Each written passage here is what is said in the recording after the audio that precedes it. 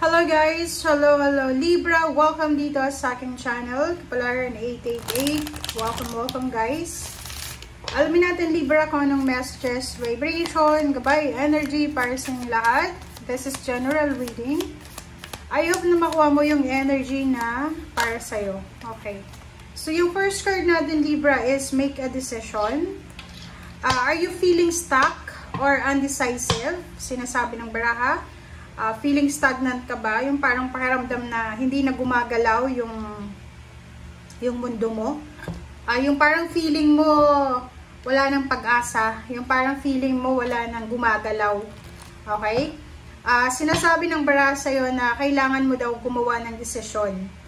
Okay? Makinig ka sa sinasabi ng iyong intuition and make a decision. Okay? So, wag na wag kang gagawa Libra ng desisyon nang hindi mo pinag-iisipan para maiwasan yung pagsisisi sa bandang huli. Okay. Next card tayo guys. Ay, hindi ko na masyadong ini-elaborate kasi alam nyo naman, diba? Alam nyo na yun eh.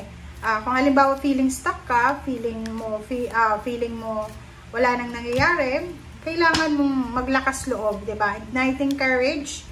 Lakas loob tayo na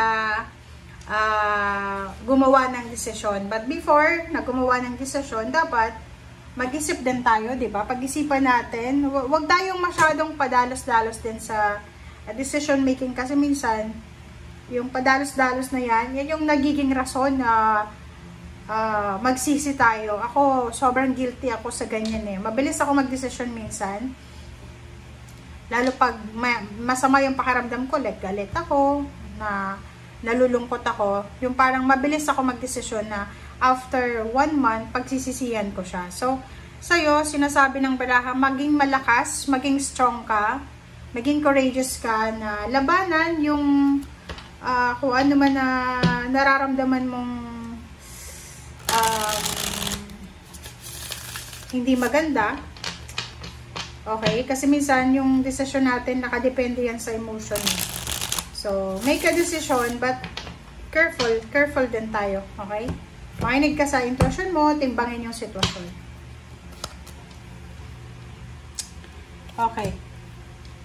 3 of Wands, the Magician, 0 the Fool. Wow. Ang ganda ng mga baraha mo, Libra.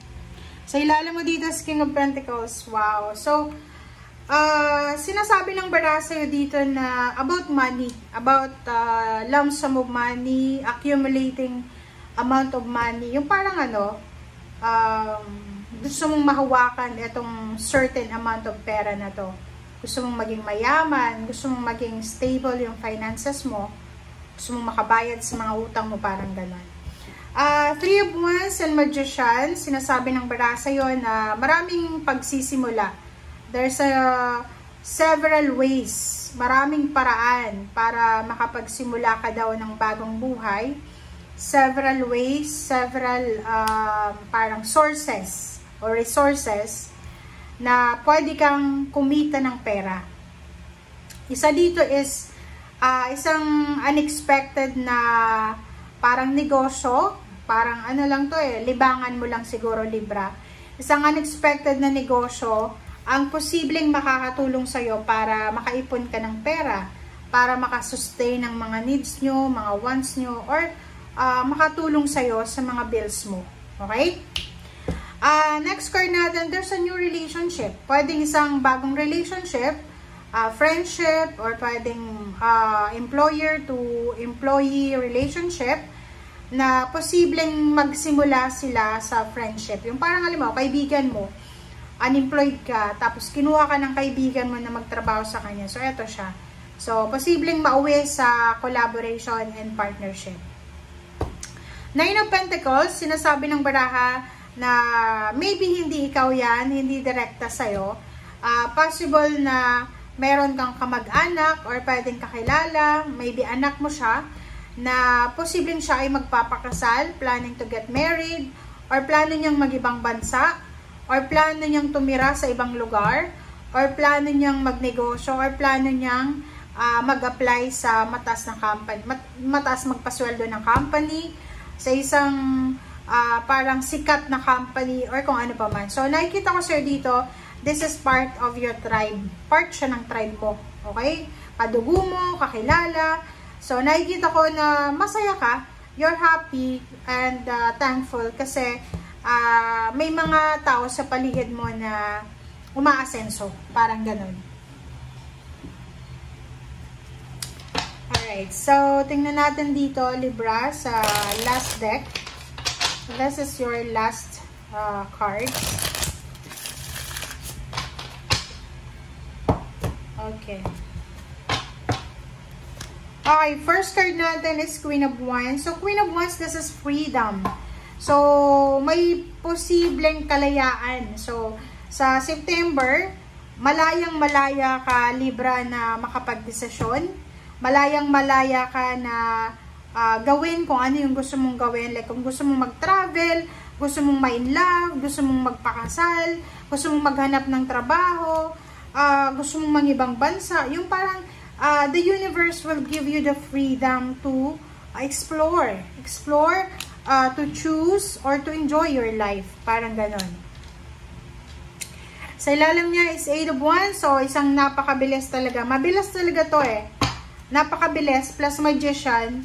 Sinasabi ng bara sa'yo na yung September na to ay isa sa pinakamaganda, pinaka-abundant, pinaka-prosperous na month sa 2025. Kasi, yun na nga, may iba sa inyo dito na posibleng makakapag-desisyon kayo na maghanap ng trabaho, mag-travel, na pwedeng makatulong sa inyo para makaipon kayo ng pera.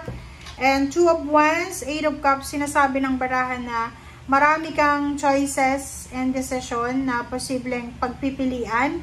Yun na nga sinasabi na makinig tayo sa intuition natin para hindi tayo magkamali. May dalawa kang bansa na posibleng pinagpipilian, dalawang lugar, dalawang company, dalawang love life, or kung ano man siya, na kailangan mong pag-isipan ng mabuti. Ace of Wands, Knight of Pentacles. Sinasabi ng barahan na ihanda mo ang sarili mo, Libra. Prepare yourself because there's an exciting, there's para siyang motivating, okay, na good news about money na parating para sa'yo. So, halimbawa kung may nasa trabaho ka na, may trabaho ka na, possible na makatanggap ka ng additional salary, bonuses, or kung ano pa man. Or kung halimbawa may trabaho ka na, pwedeng may mga offer for weekend jobs, may mga part-time, or may mga sidelines ka na trabaho na posibleng makukuha. Nakikita ko rin sa'yo dito na there's parang family success, parang good news tungkol sa pamilya mo. Okay?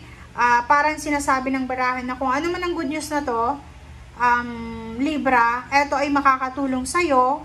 Kung may anak ka, may apo ka, may karelasyon ka, may asawa ka, makakatulong ito sa inyong lahat para makapagsimula ng buhay.